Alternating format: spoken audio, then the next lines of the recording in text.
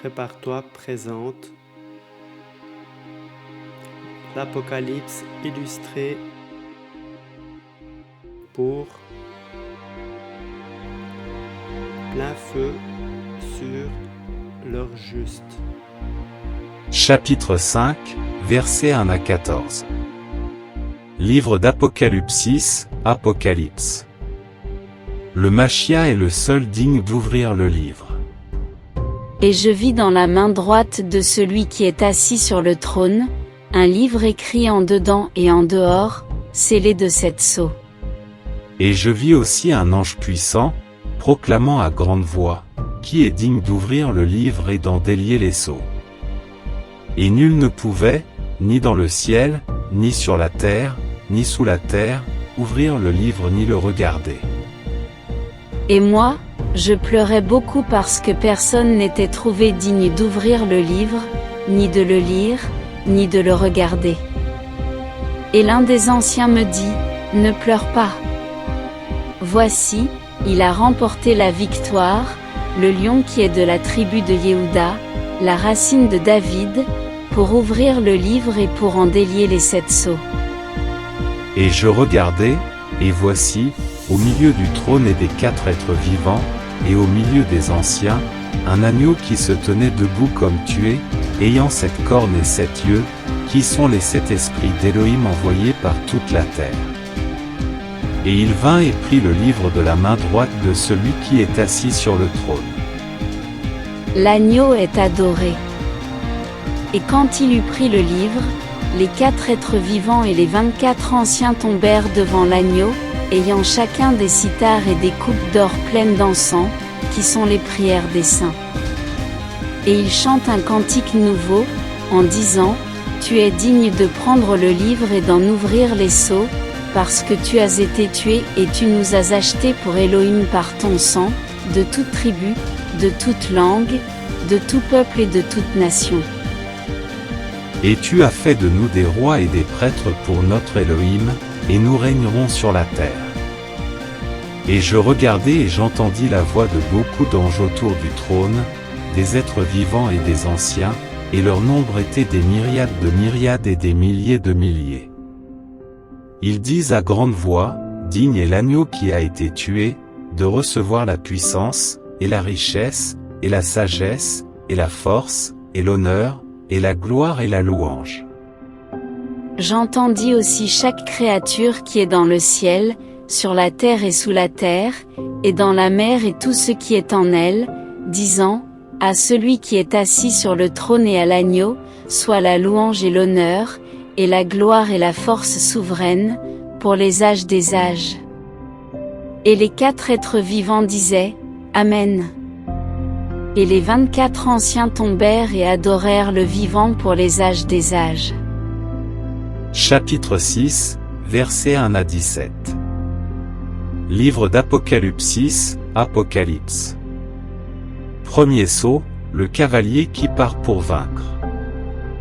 Et je regardai quand l'agneau ouvrit l'un des sceaux, et j'entendis l'un des 4 êtres vivants dire comme d'une voix de tonnerre, « Viens et vois. » Et je regardai, et voici un cheval blanc, et celui qui était assis dessus ayant un arc, et une couronne lui fut donnée, et il est sorti remportant la victoire et pour remporter la victoire.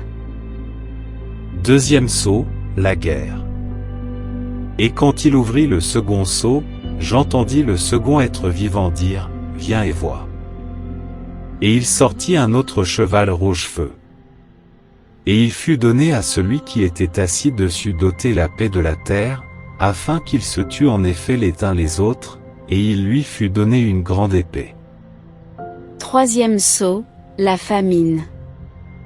Et quand il ouvrit le 3e sceau, j'entendis le 3e être vivant dire, « Viens et vois. » Je regardai, et voici un cheval noir, et celui qui était assis dessus ayant une balance dans sa main. Et j'entendis au milieu des 4 êtres vivants une voix, disant, une mesure de blé pour un denier et 3 mesures d'orge pour un denier, mais ne fais pas de mal au vin et à l'huile. Quatrième sceau, la mort. Et quand il ouvrit le quatrième sceau, j'entendis la voix du quatrième être vivant dire, Viens et vois.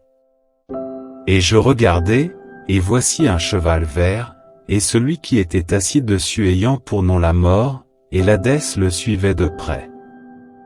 Et il leur fut donné le pouvoir sur la quatrième partie de la terre pour tuer par la grande épée, par la famine, par la mort et par les bêtes sauvages de la terre. Cinquième sceau, les martyrs. Et quand il ouvrit le cinquième sceau, je vis sous l'autel les âmes de ceux qui avaient été tués à cause de la parole d'Élohim et à cause du témoignage qu'ils avaient. Et ils criaient à grande voix, en disant, Jusqu'à quand, Maître, le saint et le véritable, ne juges-tu pas, et ne venges-tu pas notre sang sur ceux qui habitent sur la terre? Et il leur fut donné à chacun une robe blanche, et il leur fut dit qu'ils se reposent encore un peu de temps, jusqu'à ce que, et leurs compagnons de service, et leurs frères qui sont sur le point d'être tués aussi comme eux, soient au complet. Sixième sceau, l'anarchie.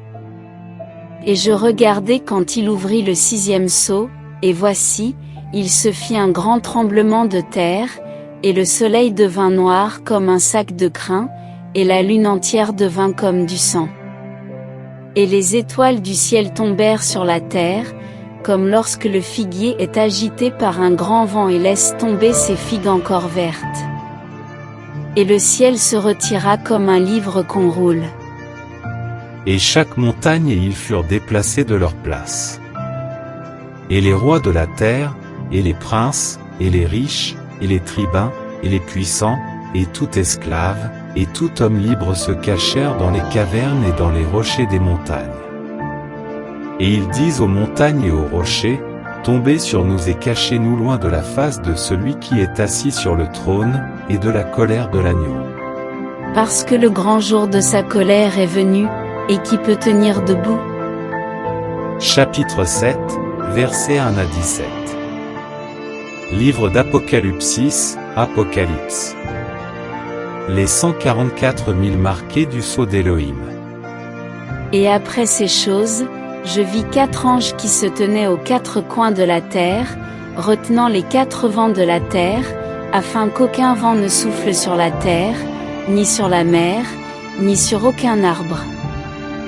Et je vis un autre ange qui montait de l'Orient, d'où vient le soleil, ayant le sceau de l'Élohim vivant, et il cria d'une grande voix aux 4 anges à qui il avait été donné de faire du mal à la terre et à la mer, en disant, Ne faites pas de mal à la terre, ni à la mer, ni aux arbres, jusqu'à ce que nous ayons marqué du sceau les esclaves de notre Élohim sur leur front. Et j'entendis que le nombre de ceux qui avaient été marqués du sceau était de 144 000, de toutes les tribus des fils d'Israël. De la tribu de Yehuda, 12 000 marqués du sceau. De la tribu de Réhouben, 12 000 marqués du sceau. De la tribu de Gad, 12 000 marqués du sceau. De la tribu d'Asher, 12 000 marqués du sceau. De la tribu de Nephtali, 12 000 marqués du sceau. De la tribu de Menaché, 12 000 marqués du sceau. De la tribu de Shimon, 12 000 marqués du sceau.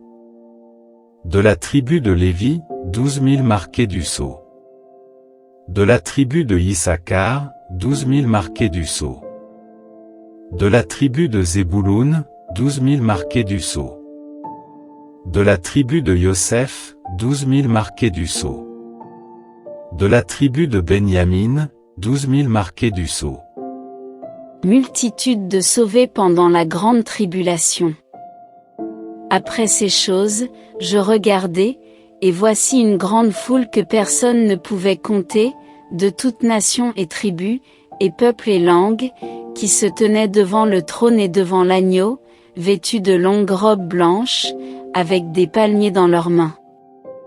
Et ils crient à grande voix, en disant, Le salut est à notre Élohim, qui est assis sur le trône et à l'agneau.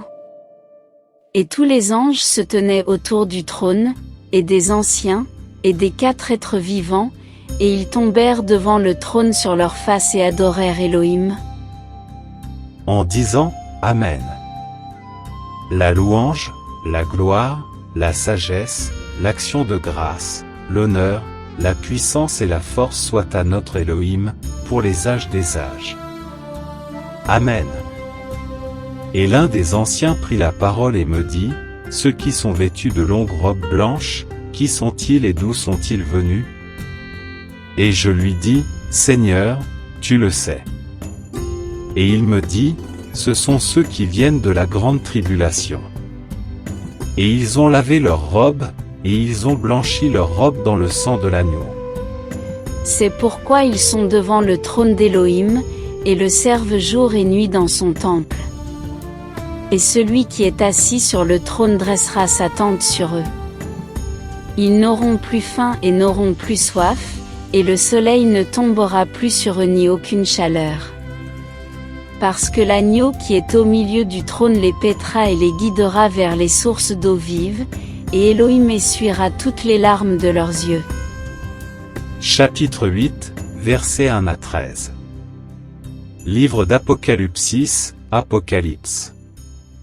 Septième sceau, annonce des 7 trompettes.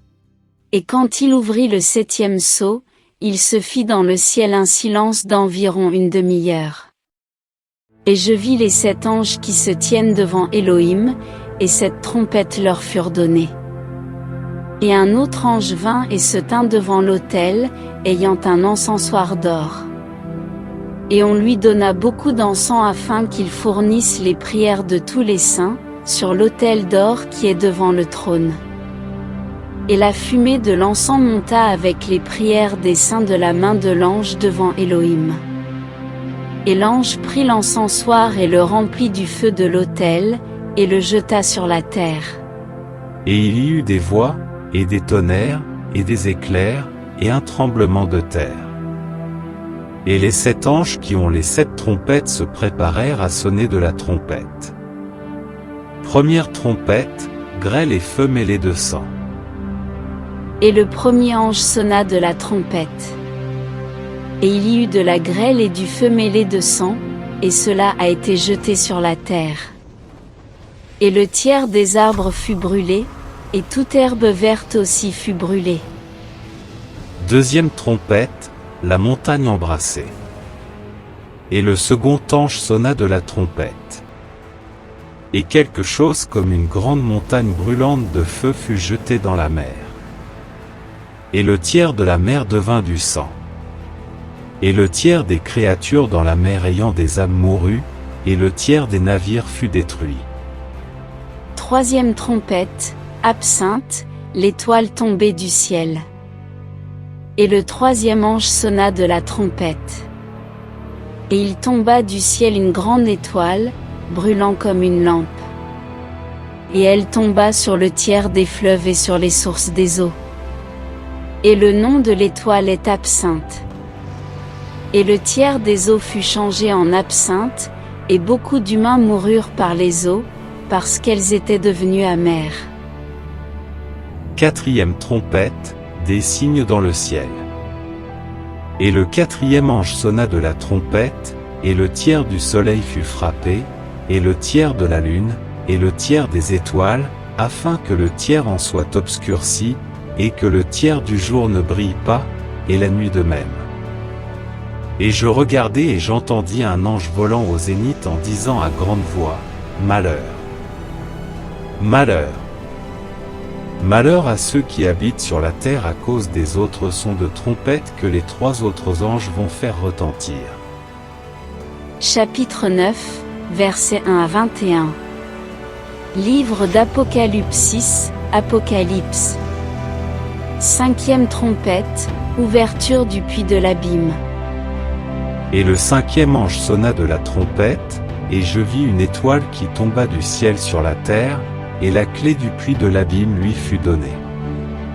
Et elle ouvrit le puits de l'abîme, et une fumée monta du puits comme la fumée d'une grande fournaise. Et le soleil et l'air furent obscurcis par la fumée du puits. Et des sauterelles sortirent de la fumée du puits et se répandirent sur la terre, et il leur fut donné un pouvoir comme le pouvoir qu'ont les scorpions de la terre. Et il leur fut dit de ne pas faire de mal à l'herbe de la terre, ni à aucune verdure, ni à aucun arbre, mais seulement aux humains qui n'avaient pas la marque d'Élohim sur leur front. Et il leur fut donné, non de les tuer, mais de les tourmenter pendant 5 mois. Et leur tourment est comme le tourment du scorpion quand il pique un être humain. Et en ces jours-là, les humains chercheront la mort, mais ils ne la trouveront pas.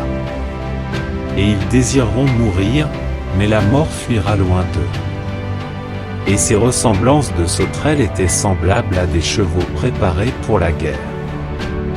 Et sur leurs têtes, il y avait comme des couronnes semblables à de l'or, et leurs faces étaient comme des faces d'humains. Et elles avaient les cheveux comme des cheveux de femmes et leurs dents étaient comme celles de lions. Et elles avaient des cuirasses comme des cuirasses de fer et le bruit de leurs ailes était comme le bruit des chars à beaucoup de chevaux qui courent à la guerre. Et elles ont des queues semblables à des scorpions et des aiguillons, et c'est dans leur queue qu'était le pouvoir de faire du mal aux humains pendant 5 mois. Et elles ont sur elles comme roi, l'ange de l'abîme, dont le nom en hébreu est Abaddon, mais en grec son nom est Apollyon. Le premier malheur est passé. Et voici que 2 malheurs viennent encore après cela. 6e trompette, les 4 anges de l'Euphrate d'Élie. Et le 6e ange sonna de sa trompette, et j'entendis une voix sortant des 4 cornes de l'autel d'or qui est devant Élohim, disant au 6e ange qui avait la trompette, délie les 4 anges qui sont liés sur le grand fleuve, l'Euphrate. Alors furent déliés les 4 anges qui étaient préparés pour l'heure, et le jour, et le mois et l'année, afin qu'ils tuent le tiers des humains. Et le nombre des armées de la cavalerie était de 2 myriades de myriades, car Jean entendit le nombre. Et c'est ainsi que je vis les chevaux dans la vision, et ceux qui étaient montés dessus ayant des cuirasses de feu, d'hyacinthe et de soufre. Et les têtes des chevaux étaient comme des têtes de lions, de leur bouche, il sort du feu, et de la fumée, et du soufre. Le tiers des humains fut tué par ces 3 choses, par le feu, par la fumée et par le soufre qui sortait de leur bouche. Car leur pouvoir est dans leur bouche et dans leur queue, car leurs queues sont semblables à des serpents ayant des têtes et c'est avec elles qu'ils font du mal. Et les autres humains qui ne furent pas tués par ces fléaux, ne se repentirent pas des œuvres de leurs mains, pour ne plus adorer les démons, et les idoles d'or, et d'argent, et de cuivre, et de pierre et de bois, qui ne peuvent ni voir, ni entendre, ni marcher. Et ils ne se repentirent pas de leur meurtre, ni de leur sorcellerie, ni de leurs relations sexuelles illicites, ni de leur vol. Chapitre 10, versets 1 à 11. Livre d'Apocalypse, Apocalypse. Un ange puissant descend du ciel. Et je vis un autre ange puissant descendant du ciel, revêtu d'une nuée et un arc-en-ciel sur la tête. Et sa face, comme le soleil, et ses pieds, comme des colonnes de feu. Et il avait dans sa main un petit livre ouvert. Et il posa son pied droit sur la mer, et le pied gauche sur la terre. Et il cria d'une grande voix comme rugit un lion.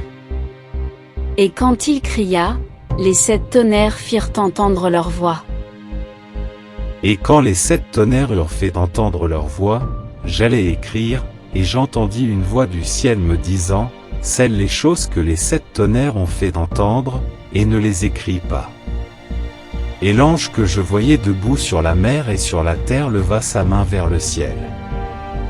Et jura par le vivant pour les âges des âges, qui a créé le ciel avec les choses qui y sont, et la terre avec les choses qui y sont, et la mer avec les choses qui y sont, qu'il n'y aura plus de temps. Mais qu'au jour de la voix du 7e ange, quand il sera sur le point de sonner de la trompette, alors le mystère d'Élohim s'accomplira, comme il en avait annoncé la bonne nouvelle à ses esclaves les prophètes. Nouvelle mission de Yohanan. Et la voix que j'avais entendue du ciel me parla encore et me dit, va et prends le petit livre ouvert qui est dans la main de l'ange qui se tient sur la mer et sur la terre. Et j'allai vers l'ange, en lui disant, donne-moi le petit livre. Et il me dit, prends-le et dévore-le. Et il rendra ton ventre amer, mais il sera doux dans ta bouche comme du miel. Et je pris le petit livre de la main de l'ange et je le dévorai. Et il fut dans ma bouche doux comme du miel et, quand je l'eus mangé, mon ventre est devenu amer. Et il me dit, il faut que tu prophétises de nouveau sur beaucoup de peuples, et de nations, et de langues et de rois. Chapitre 11, versets 1 à 19. Livre d'Apocalypse, Apocalypse. Le temps des nations. Et l'on me donna un roseau semblable à une verge, en disant, lève-toi et mesure le temple d'Élohim et l'autel, et ceux qui y adorent. Mais le parvis extérieur du temple, laisse-le en dehors et ne le mesure pas, parce qu'il a été donné aux nations, et elles fouleront aux pieds la ville sainte pendant 42 mois. Les deux témoins ressuscitent. Et je donnerai à mes deux témoins de prophétiser pendant 1260 jours, revêtus de sacs. Ce sont les deux oliviers et les deux chandeliers qui se tiennent devant l'Élohim de la terre. Et si quelqu'un veut leur faire du mal, du feu sort de leur bouche et dévore leurs ennemis. Et si quelqu'un veut leur faire du mal, il faut qu'il soit tué de cette manière. Ils ont le pouvoir de fermer le ciel afin qu'il ne pleuve pas pendant les jours de leur prophétie. Ils ont aussi le pouvoir de changer les eaux en sang et de frapper la terre de toutes sortes de plaies, toutes les fois qu'ils le voudront. Et quand ils auront achevé leur témoignage, la bête qui monte de l'abîme leur fera la guerre, remportera la victoire sur eux et les tuera. Et leurs cadavres seront sur la place de la grande ville qui est appelée spirituellement Sodome et Égypte, la même où notre Seigneur a été crucifié. Et ceux des tribus, des peuples, des langues et des nations verront leurs cadavres pendant 3 jours et demi, et ils ne permettront pas que leurs cadavres soient mis dans des sépulcres.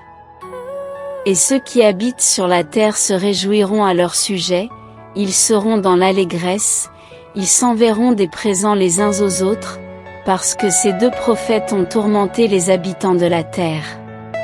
Mais après ces 3 jours et demi, l'esprit de vie vint d'Élohim sur eux, et ils se tinrent sur leurs pieds, et une grande crainte saisit ceux qui les virent. Et ils entendirent une grande voix du ciel qui leur disait, « Montez ici. » Et ils montèrent au ciel sur une nuée, et leurs ennemis les virent. Et à cette même heure, il y eut un grand tremblement de terre, et la 10e partie de la ville tomba. Et H7000 noms d'humains furent tués par ce tremblement de terre. Et les autres furent terrifiés et donnèrent gloire à l'Élohim du ciel. Le second malheur est passé. Voici, le 3e malheur vient à toute vitesse. 7e trompette, le règne du Machia annoncé, cantique des 24 anciens. Et le 7e ange sonna de la trompette et il y eut dans le ciel de grandes voix, disant, les royaumes du monde sont revenus à notre Seigneur et à son Machia, et il régnera pour les âges des âges. Et les 24 anciens qui sont assis devant Élohim sur leur trône, tombèrent sur leur face et adorèrent Élohim. En disant, nous te rendons grâce, Seigneur Élohim le Tout-Puissant, celui qui est, et qui était et qui vient, parce que tu as pris en main ta grande puissance et que tu as exercé ton règne. Et les nations se sont irritées, mais ta colère est venue. C'est aussi le temps de juger les morts, et de donner le salaire à tes esclaves les prophètes et aux saints, et à ceux qui craignent ton nom, petits et grands, et de détruire ceux qui détruisent la terre. Et le temple d'Élohim fut ouvert dans le ciel, et l'arche de son alliance apparut dans son temple. Et il y eut des éclairs, des voix, des tonnerres, un tremblement de terre et une grosse grêle. Chapitre 12, versets 1 à 17. Livre d'Apocalypse, Apocalypse. Vision de la femme et du dragon. Et un grand signe parut dans le ciel, une femme revêtue du soleil, la lune sous ses pieds, et sur sa tête une couronne de 12 étoiles. Elle est enceinte et crie, étant en travail et souffrant les douleurs de l'enfantement.